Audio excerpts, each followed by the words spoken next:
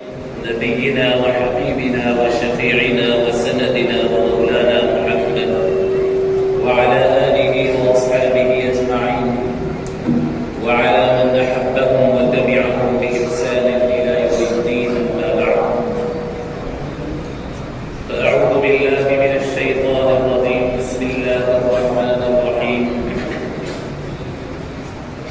ولولا دفع الله الناس بعضهم ببعض لفسدت الأرض ولكن الله ذو فضل على العالمين. صدق الله مولانا العظيم. وقال الله تبارك وتعالى في شأن حبيبه الكريم: إن الله وملائكته يصلون على النبي يا أيها الذين آمنوا صلوا عليه وسلموا تسليما. اللهم صل وسلم وزد وبارك على حبيبك سيدنا ونبينا ومولانا محمد وعلى آله وأصحابه أجمعين.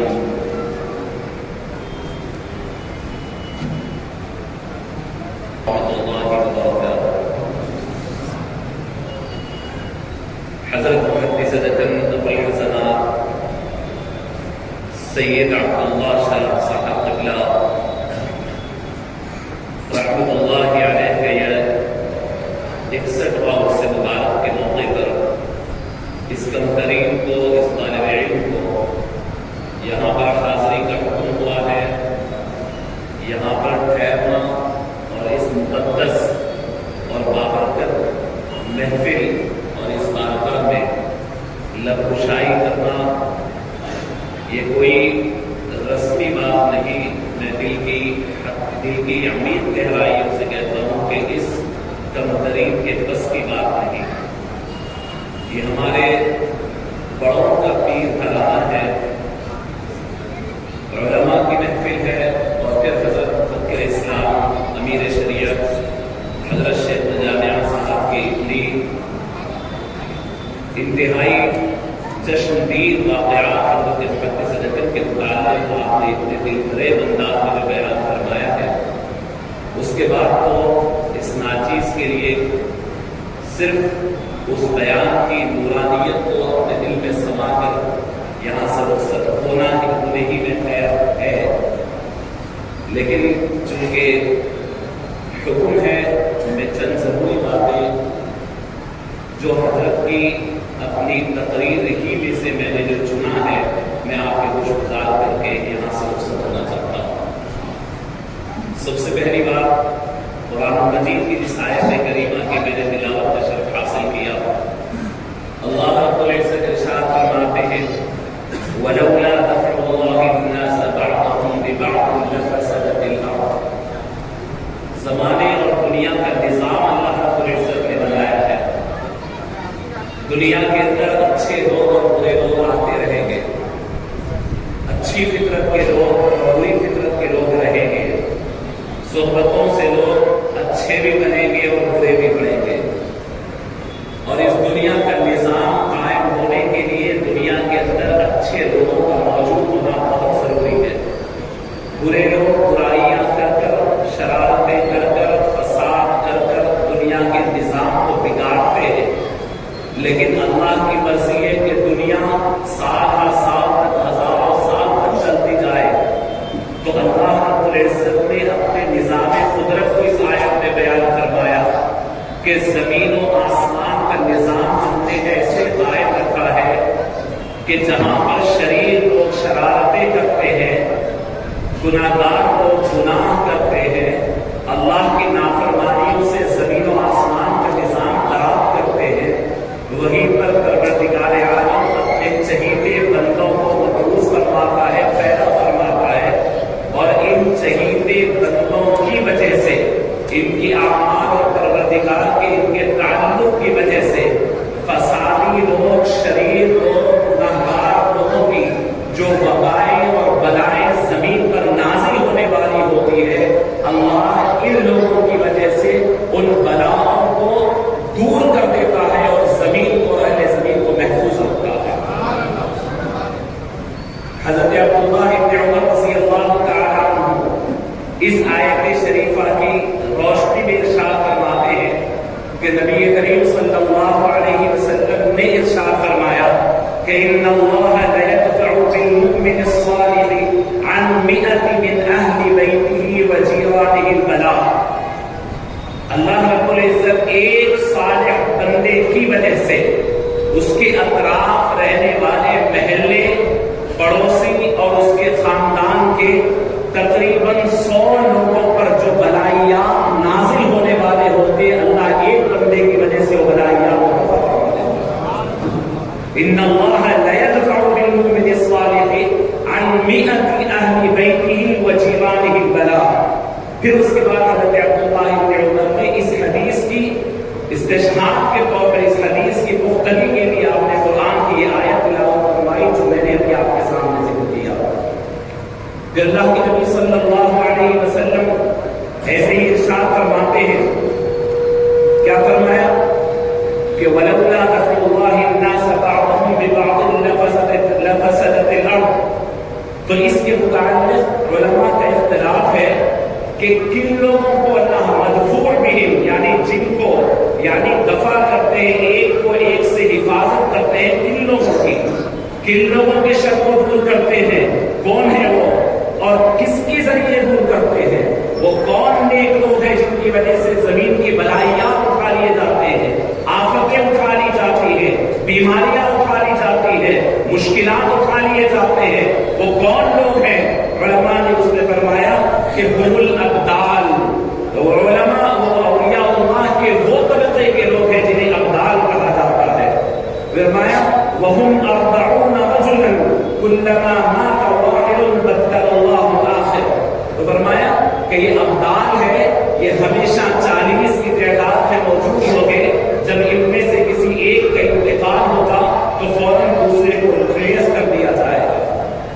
اسی طرح ارشاد فرمایا حضرت ابو الدرداء رضی اللہ تعالیٰ عنہ سے روایت ہے، بڑی طویل حدیث ہے، میں حدیث کا ایک ایک لفظ پڑھتا جاؤں گا، ترجمہ کرتا جاؤں گا.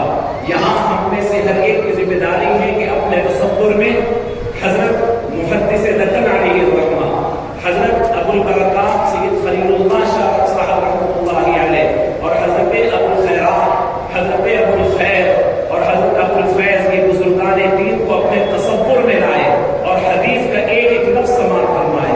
حضرت ابو الدرداء رضی اللہ تعالیٰ عنہ فرماتے ہیں قال ان الانبیاء كانوا اوتاد الارض. اللہ رب العزت نے انبیاء کا جو سلسلہ نازل فرمایا یہ زمین کے کیل ہے، زمین کے پلرز ہے. زمین کسی اور چیز پہ قائم نہیں ہے. دنیا کچھ کہے اور سائنس کچھ کہے کہ زمین کا توازن کوئی اور ہے، حدیث شریف میں رسول اللہ صلی اللہ علیہ وسلم فرماتے ہیں کہ یہ زمین کا توازن اگر قائم ہے تو وہ اللہ کے برگزیدہ بندے انبیاء کی وجہ سے قائم ہے. اس کے بعد فرمایا فلما انقطعت النبوة، جب نبوت ختم ہو گئی ابدل اللہ مکانہ قوما من امت محمد صلی اللہ علیہ وسلم یقال لهم ابدال. وہ نبوت کا سلسلہ جب ختم ہوا اللہ رب العزت نے محمد رسول اللہ صلی اللہ علیہ وسلم کی امت میں سے ایسے لوگوں کو پیدا فرمایا جن کو ابدال کہا جاتا ہے. اب یہاں سے سنیں، فرمایا لم يفضل الناس بكثرة صوم ولا صلاة، کہ یہ ابدال جو لوگ بنے ہیں یعنی زمین کا توازن ان کی وجہ سے قائم ہے. فرمایا وہ نمازوں کی کثرت کی وجہ سے نہیں، روزوں کی کثرت کی وجہ سے ان کو یہ مقام نہیں ملا. پھر کیا فرمایا ولیکن بحسن الخلق، ان کے اچھے اخلاق کی وجہ سے یہ مقام ملا. حسن اخلاق، کیریکٹر، لوگوں کے ساتھ تواضع انکساری، ملنساری، چہرے کے بشاشت، لوگوں کو خوشخبریاں دینا، اس کی وجہ سے یہ مقام ان کو ملا ہے. وصدق الورع، تقویٰ میں سچے تقویٰ و پرہیزگاری والے، تقویٰ و پرہیزگاری دکھانے کے لیے وہ تقویٰ جس میں سچائی ہو، خلوتوں میں بھی ویسے ہی ہو، جلوتوں میں بھی ویسے ہی ہو، لوگوں کے سامنے بھی وہی معاملہ ہو، لوگ نہ ہو تو بھی وہی معاملہ ہو، رات کے اندھیرے اور دن کے اجالے ان کے لیے یکساں ہو. اس کے بعد فرمایا وحسن النیہ، حسن النیہ، بہترین نیت والے ہوتے ہیں وہ لوگ. وسلامت القلوب، ان کے دل لوگوں کی برائی سے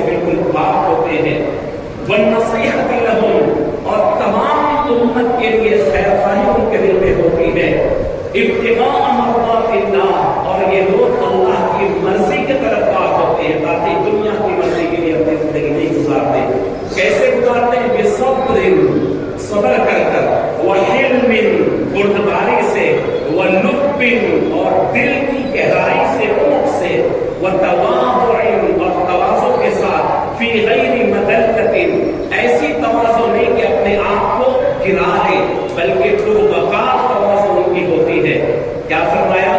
ہم خلفاء الانبیاء، یہ لوگ انبیاء کے وارث، انبیاء کے خلفاء ہیں.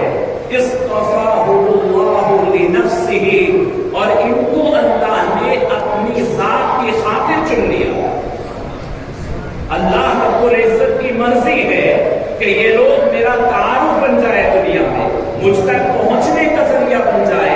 اللہ نے انہیں چنا ہے اپنی ذات کے لیے. اصطفاهم اللہ لنفسہ واستخلصهم بعلمہ لنفسہ، اور پھر اللہ رب العزت نے انہیں چن کر کے خالص کر لیا ہے کہ وہ لوگ اللہ رب العزت کے علم کے لیے، اللہ کی معرفت کے لیے خالص ہو جائے.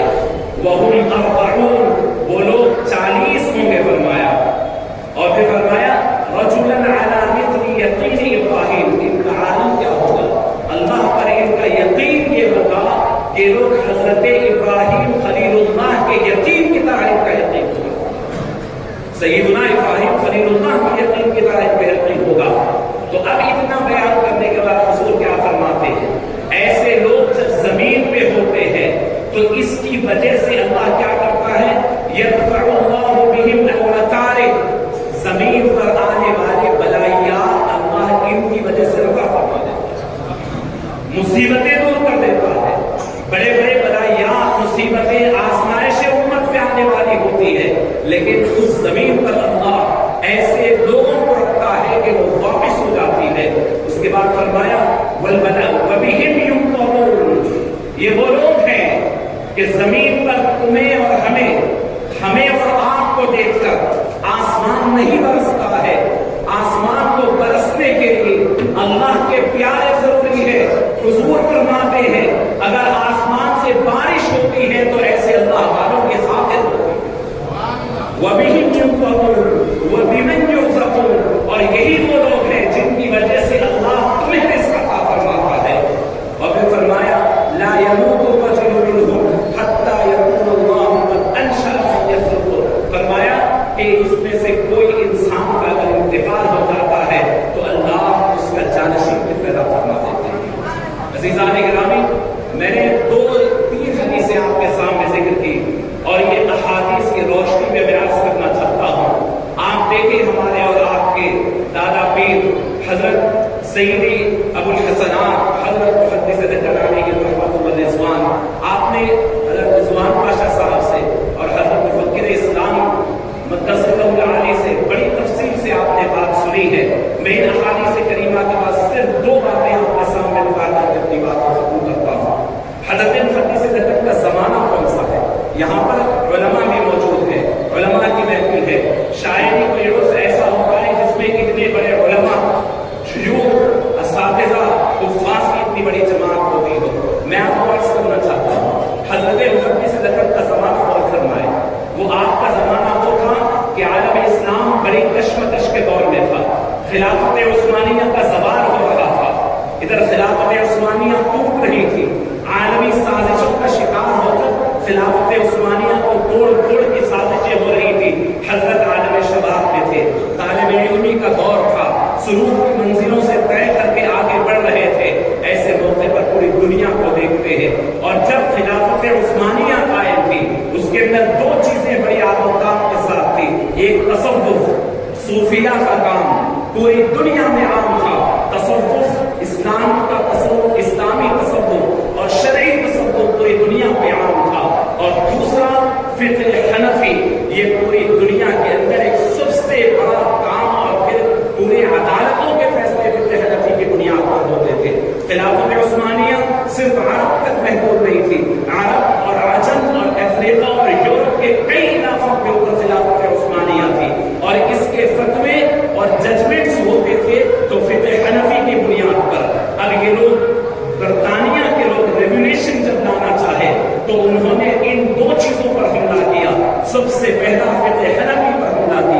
فقہ حنفی پہ تان کیا، اعتراض کیا، فقہ حنفی کے مقابل میں انہوں نے غیر مقلدیت کو قائم کیا، پھر تصوف کے مقابل میں انہوں نے وہابیت کو قائم کیا۔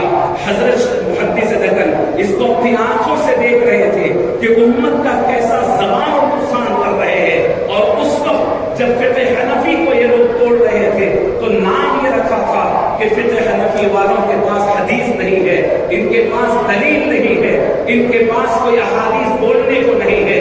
اور جب تصوف کی دیواروں کو یہ توڑ رہے تھے تو ریمارک یہ کر رہے تھے تصوف یہ چیز لوگوں کے عقل میں آنے والی نہیں ہے، تصوف یہ چیز لوگوں کے سمجھ میں آنے والی نہیں ہے۔ حضرت محدث دکن خلافت عثمانیہ کو دور کا ہوا اپنی زندگی میں دیکھا، اور یہ امت مسلمہ کا سب سے بڑا تاریخی نقصان ہوا۔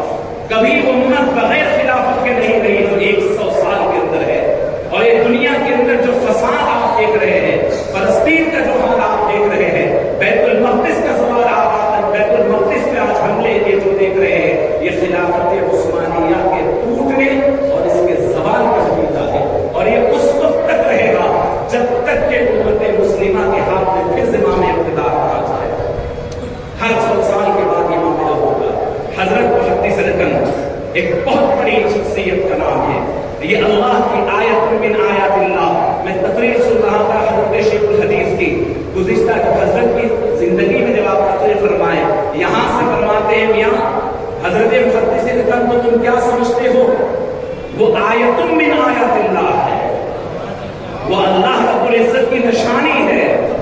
عزیزان گرامی، ان دو پہلوؤں پہ کام حضرت محدث دکن کا بہت بڑا رہا۔ سب سے پہلے تصوف کو، اس سے پہلے کہ پوری کتابیں آپ اٹھا کر کے پڑھیں تصوف کی، فارسی میں ہو، اردو میں ہو، عربی میں ہو، اصطلاحات بڑی گاڑی اصطلاحات ہیں، بڑی بلند پایہ اصطلاحات ہیں، بڑے بڑے لوگ صوفیہ اس کو سمجھانے پڑتی ہے، عوام الناس اس کو پڑھ نہیں سکتے۔ حضرت محدث دکن نے تصوف پہ اتنا بڑا کام کیا، سلسلے نقشبندیہ کو پورے دکن ہی نہیں پورے بر صغیر میں اتنا عام کر اتنا آسان کر پیش کیا کہ بر صغیر میں حضرت محدث دکن کے بتائے ہوئے طریقے پر چلتے ہوئے پورے بر صغیر میں آج سب سے بڑا سلسلہ نقشبندیہ ہو گیا۔ وجہ کیا ہے؟ اسی سلسلے کو مرتب کر آنے والے مریدوں کو سلوک کا راستہ آسان کر ان کی زبان میں بڑے بڑے مناظر کو سمجھا کر اپنی صحبت سے مناظر کو پار کروانا، سلوک طے کروانا، یہ حضرت محدث دکن کا خاص تھا۔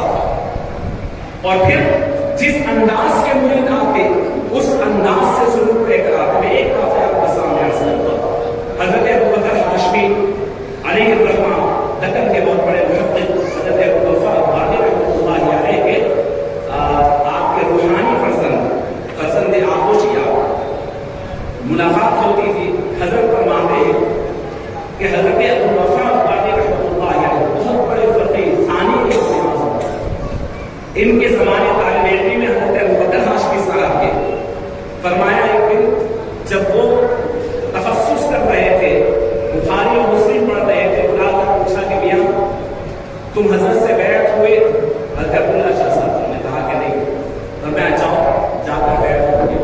حضرت ابوبکر ہاشمی صاحب فرماتے ہیں کہ جب میں طالب علم تھا، علم کا ایک جوش تھا، مجھے یہ لین سمجھ میں نہیں آتی تھی، حضرت کے حکم پر میں چلا گیا۔ جب حضرت عبداللہ شاہ صاحب کا محدث دکن کی خدمت میں حاضر ہوا، حضرت نے پوچھا کیسے آئے؟ تو میں نے کہہ دیا بابا بھیجے۔ بابا کہتے تھے آقا بابا بھیجے۔ تو کیوں بھیجے؟ مرید ہونے کے لیے بھیجے۔ کہا کہ آپ کو مرید ہونے کی ضرورت نہیں ہے، جاؤ واپس آ گئے۔ حضرت ابوبکر رحمۃ اللہ علیہ نے پوچھا کہ کیا ہوا میاں، گئے تھے مرید ہوئے؟ اور میں وہ نہیں بتائے۔ کیوں، تم نے کیا کہا؟ ہم نے کہا کہ آپ بھیجے۔ میں کیوں بولا میرا نام؟ بولنے کی ضرورت نہیں، بولو کہ میں اپنے سے آیا۔ پھر دوبارہ بھیجے۔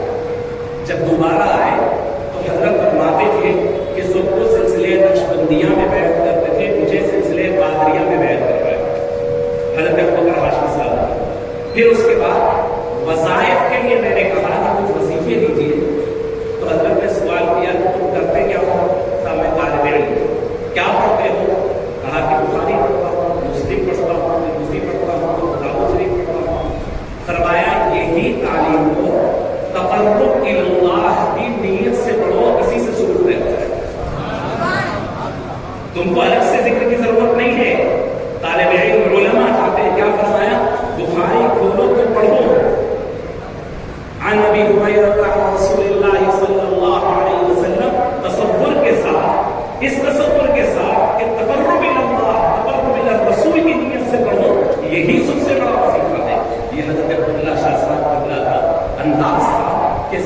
मुरीद की कैफियत को देखकर सुलूक की तरबियत देते और इस वजह से इस सिलसिले को इतना फरोग मिला कि हज़रत मुहद्दिस दक्कन ने सिलसिले नक्शबंदिया को, मैं आपको पूरे वसूख से कहता हूँ, सिर्फ दक्कन नहीं, सिर्फ हिंदुस्तान नहीं, जनूबी हिंद नहीं, पड़ोसी ममालिक के लोग हज़रत मुहद्दिस दक्कन के सुलूक नक्शबंदिया की किताबें मंगवा कर आप पूरी दुनिया में सिलसिले नक्शबंदिया का डंका पीट रहे हैं और उसका तौर और तरीका जो है वो हज़रत मुहद्दिस दक्कन का लिया।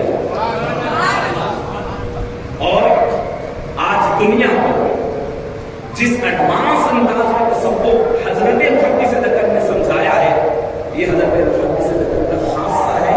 और उस वक्त जब लोग तसव्वुफ पे एतराज कर रहे थे, हिंदुस्तान की बड़ी बड़ी खानकाहें सुकड़ रही थी और तसव्वुफ पे बात करने को शर्मा रही थी, हज़रत मुहद्दिस दक्कन ने तसव्वुफ का डंका पीटा, उलमा को तसव्वुफ की तरफ राग़िब किया अपने अखलाक, अपने किरदार, अपनी रूहानियत की वजह से। और उस वक्त तसव्वुफ को दक्कन और यहाँ से दूर दराज के पूरे इलाकों में फरोग दिया और हिम्मत और हौसला बढ़ाया कि तसव्वुफ क्या चीज है। ये सबसे बड़ी खिदमत। और कौन सा दौर? खिलाफत उस्मानिया के ज़वाल का दौर है। तसव्वुफ को टारगेट बना के ज़वाल किया था। दूसरा काम जो आपने सुना, ज़ुजाजतुल मसाबीह। ज़ुजाजतुल मसाबीह के बारे में एक बात आपसे अर्ज़ करता हूँ। हज़रत मुहद्दिस दक्कन खुद फरमाते हैं कि मैं मिशकात पढ़ता था और मिशकात का दर्स भी हज़रत आदम के मस्जिद में बाद नमाज़ इशा हुआ करता था। और मिशकात पढ़ने वाला हर हनफी, उसके दिल में ये तलब होती है, मिशकात हदीस की किताब है, बड़ी मुबारक किताब, बड़ी मुतमर्रिक किताब है, पढ़ तो रहता है, लेकिन हर हदीस पर उसे ये एहसास होता है कि ये फ़िक़्ह शाफ़िई को मुदल्लल करने वाली और तक़वियत पहुँचाने वाली है।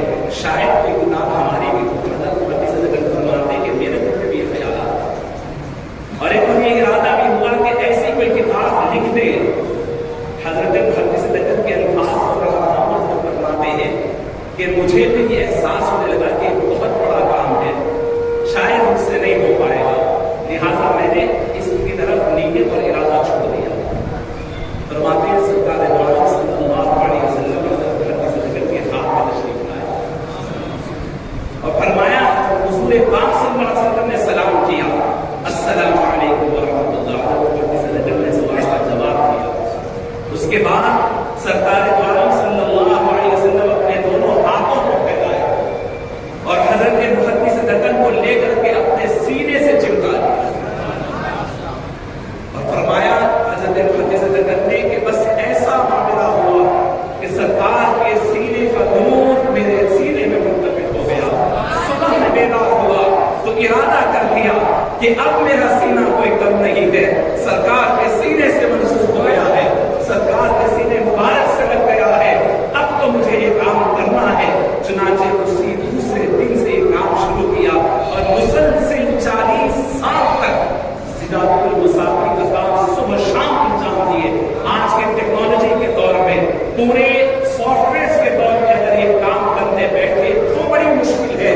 उस जमाने में न इतनी इंटरनेट का दौर था, न टेक्नोलॉजी का दौर था। पूरी दुनिया से समेट कर बुखारी पढ़ ले, फ़िक़्ह हनफी की हदीसें बहुत कम मिलेगी। मुस्लिम पढ़ ले, तिरमिज़ी पढ़े, जहाँ कहीं सियासत का पढ़े, हर जगह ये एहसास होता है। पूरे हिंदुस्तान में ही दुनिया भर के फुक़हाए अहनाफ ने इन किताबों की शरह लिखी है, लेकिन बाज़ाब्ता फ़िक़्ह हनफी पे इतनी मज़बूत किताब उन्होंने नहीं लिखी और ऐसा काम उन्होंने नहीं किया। चुनांचे शुमाली हिंद के बहुत बड़े नाम पर आलिम दीन है अब्दुल माजिद दरियावादी। ये पहले मगरिब में रहकर आए, यूरोपियन कंट्रीज में बहुत कुछ मुताला किया, बड़े बड़े लाइब्रेरीज में इन्होंने चाट लिया और इस्लाम पर बड़ा रिसर्च इन्होंने किया और वापस इस्लाम में पहले थोड़े दिन भटक गए थे। वापस आने के बाद इनके पास जब ये किताब पहुंची तो आप सुनिए, 100 साल की तारीफ नहीं, अब्दुल माजिद दरियावादी फरमाते हैं कि फ़िक़्ह हनफी पर 1000 साल का कर्ज था हम उलमा का। 1000 साल से हमने अपनी फ़िक़्ह के मुताल्लिक़ अहादीस का ऐसा ज़ख़ीरा जमा नहीं किया था। हज़रत मुहद्दिस दक्कन ने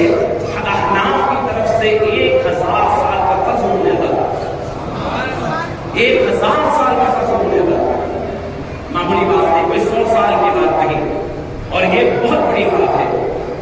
उस जमाने के जो फुक़हा अहनाफ थे, उसमें मुल्क शाम के एक बहुत बड़े फकीह हज़रत अबुल फतह अल-कुत्ता जब हज के लिए तशरीफ लाए, उनके पास किताब पहुंची, किताब के चंद जिल्द पहुंचे। बहुत बड़े फकीह फुक़हा अहनाफ को हमेशा एहसास होगा कि हम लोगों ने फिक़ह के ऊपर, जुज़इयात के ऊपर बहुत मेहनत की, अहादीस को जमा करने नहीं। तो वो जब हज पर पहुंचे तो हज़रत की किताब के सामने गई। फरमाते हैं कि जब मेरी निगाह इस किताब पर पड़ी, मैंने इस किताब को पढ़ा, इसके हाशियों को पढ़ा, तो गोया मेरी आंखों का नूर में इजाफा हो गया। और न सिर्फ मेरी आंख का नूर में इजाफा हुआ, बल्कि मेरी बसीरत बढ़ गई है। ये आलम इस्लाम के फुक़हा अहनाफ फरमाते हैं। अज़ीज़ान गिरामी, ये हज़रत मुहद्दिस लकन। तो अब मैं जो आपको बात अर्ज़ कर रहा था कि बहुत बड़ा काम, बहुत दूर रस निगाह रखकर हज़रत मुहद्दिस लकन फरमा रहे थे। ये तो हुई माजी में 1000 साल की बात। फिक़ह अहनाफ के ऊपर, फुक़हा अहनाफ और मुहद्दिसीन अहनाफ के ऊपर जब दर्स था, हज़रत मुहद्दिस लकन ने अता फरमाया, अब मैं मुस्तक़बिल की बात करने जा रहा हूँ। आइंदा का जो दौर आ रहा है वो फितनों से भरा हुआ दौर आ रहा है, और बेक़ियामत के फितने हैं। इसके अंदर इख्तिलाफ़ात बढ़ेंगे, उम्मत मुस्लिमा टूट का शिकार होगी, यहाँ तक कि हज़रत इमाम महदी तशरीफ लाएंगे। जब तक इमाम महदी नहीं आएंगे, उम्मत में खिलाफत के इत्तेहाद कायम नहीं होगा। इमाम महदी अल्लाह रब्बुल इज़्ज़त की आखिरी निशानी बनकर आएंगे।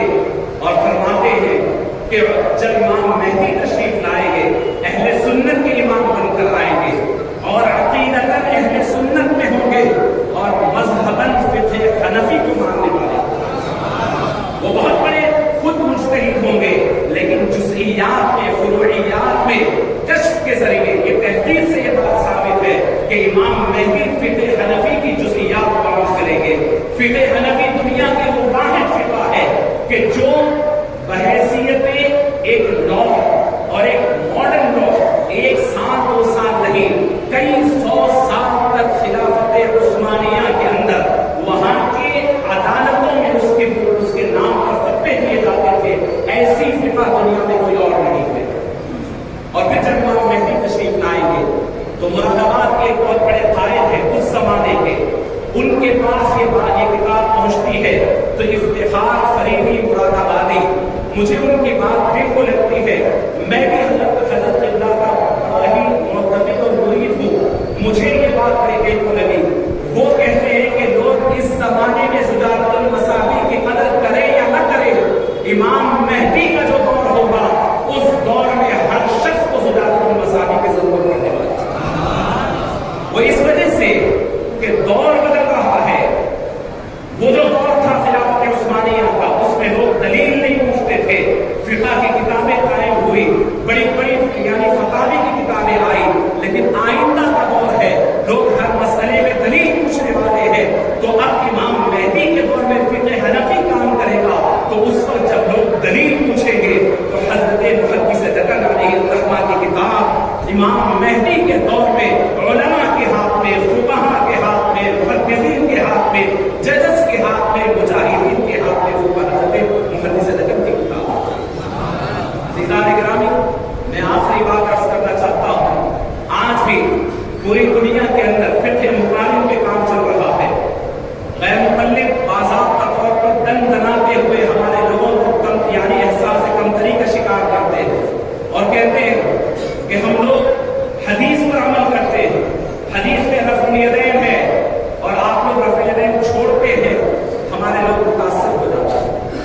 हदीस में इमाम साहब के पीछे नमाज पढ़ना है और फिर ये आप यानी तुम्हारे पास तुम खिलाफ नहीं करते, क्या दलील है?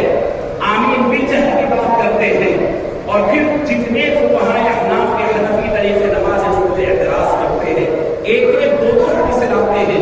आप अंदाज़ा फरमाएं हज़रत मुहद्दिस लकन के रफ़्उल यदैन करने के लिए अगर कोई 2 हदीस लाता है, हज़रत मुहद्दिस लकन ने अपनी किताब में 17 हदीसें रफ़्उल यदैन नहीं करने को दी। 17 हदीसें। गैर मुक़ल्लिद हज़रात इमाम के पीछे क़िराअत करने के ऊपर 2-4 हदीसें लाते हैं। हज़रत मुहद्दिस लकन इमाम के पीछे क़िराअत नहीं करने के ऊपर 40 हदीसें लाते हैं।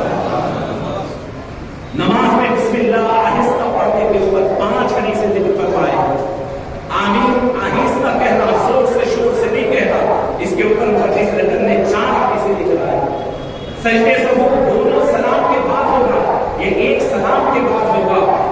ہمارے مسائل ہمارے دارالفتا میں تو کتاب یعنی صرف ختمے کی کتاب لکھی جا رہی ہے۔ حضرت مہدی صدر نے رسول اللہ صلی اللہ علیہ وسلم کی احادیث کریمہ 2 سجدوں کے درمیان سجدے سہو ہوتا ہے 6 حدیثیں بیان کروائی ہے۔ اور پھر وتر کی نماز میں دعائیں قنوت کب ہونی چاہیے؟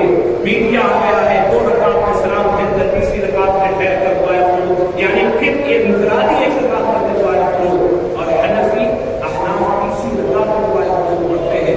اور کہنا ہمیں کیا جاتا ہے کہ حدیث کہا ہے حضرت محدث تمام علماء کو عوام کو اپنے مسلک اور اپنے مذہب پہ مضبوط کرتے ہوئے دعائیں قنوت تیسری رکعت میں ہونے کے لیے رسول اللہ صلی اللہ علیہ وسلم سے 9 حدیثیں بیان۔ میں نے مختصر طور پہ آپ کے سامنے ذکر کیا، خلاصہ یہ ہے کہ فضائل تو آپ نے بہت سنی ہے، میں یہ عرض کرنا چاہ رہا ہوں محدث گزشتہ صدی کے